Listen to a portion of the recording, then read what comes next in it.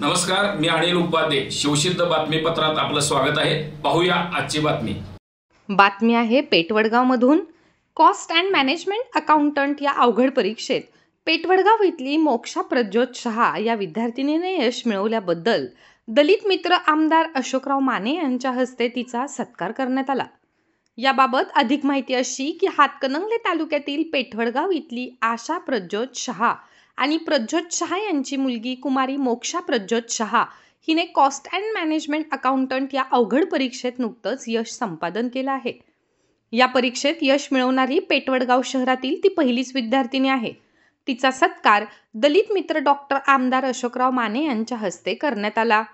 यावेळी आमदार अशोकराव माने म्हणाले, मोक्षा हिने जिद्द आणि चिकाटी ठेवून अभ्यास केल्याने या अवघड परीक्षेत सुद्धा तिनं यशाला गवसणी घातली आहे.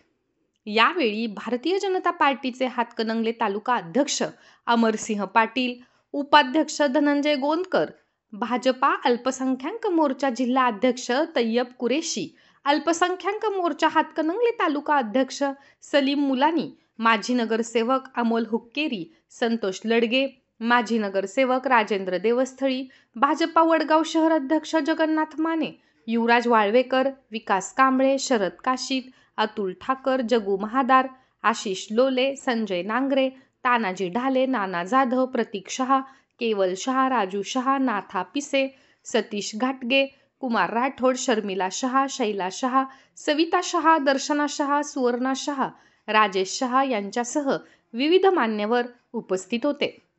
प्रज्योत शहा यांनी उपस्थितांचे आभार मानले.